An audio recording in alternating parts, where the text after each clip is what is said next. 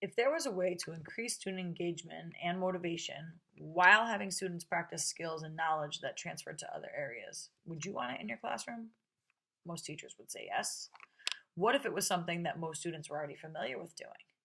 And if it could give you the chance to simulate scenarios that aren't possible in the classroom? Still yes? Well, good. The answer lies in a place that you might not expect, though: gaming. So, studies have shown that gaming in the classroom can have many benefits, including increased motivation and engagement. So, the nature of games encourages students to want to move up the leaderboard or to move on to the next level. In addition, gaming allows for students to fail up. So, the thing about video games is that if you fail a level, you have the chance to try it again. Every failure teaches the player something, whether it was just to make a different choice at a critical moment or to come to a different conclusion in a particular scenario. Eventually, the player will avoid the failures and come to just the right conclusion to be able to move on. For struggling students, this ability to try and try again is just what they need to make their learning environment less stressful. In one study, a game setting was exactly what ESL students needed.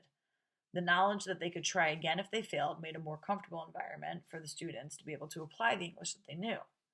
They were soon communicating better with their peers and working together to complete the tasks in the game. In addition to creating a new environment, gaming also allows for teachers to better progress monitor their students. The amount of data that a game can gather on a student is much more than you might previously think.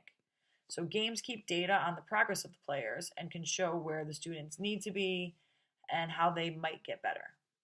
We can use that data from the gaming to inform our instruction as teachers.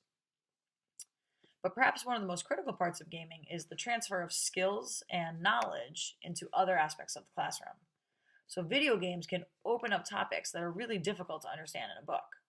This is not a new concept. An entire generation was exposed to something like westward expansion through a game on an ancient Apple computer called the Oregon Trail.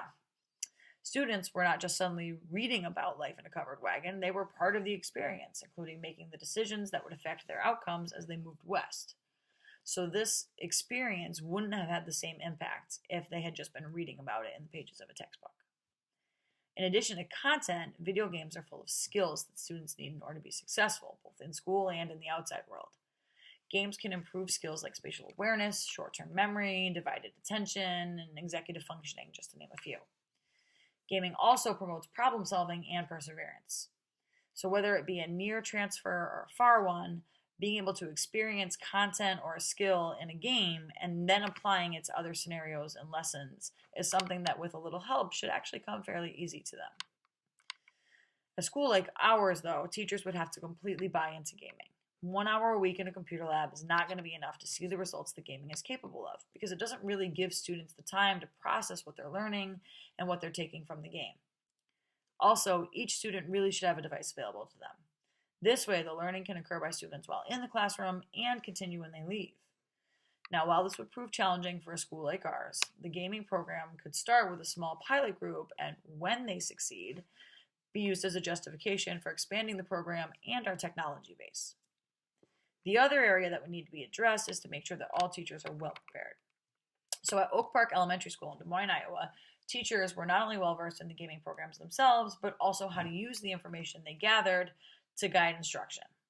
So after an initial group of teachers was trained, instead of providing traditional PD to their colleagues, they decided to create an online gaming platform that taught staff everything that they needed to know. So instead of learning about gaming in a traditional way, like through a PowerPoint or a presentation, they figured, let's use gaming to teach gaming. This way, staff got firsthand experience of how gaming can be used to educate. Eventually, their gaming database included games on other areas of concern, such as how to use Smart Notebook, implement standards grading, or even administer the state standardized tests. If the students can benefit from it, so can the teachers. So all of these things together are just a few reasons why gaming could be really beneficial to our classrooms. Students are going to increase their motivation, they're going to be more engaged, and they're going to be able to take part in skills and scenarios that really otherwise wouldn't be possible without it.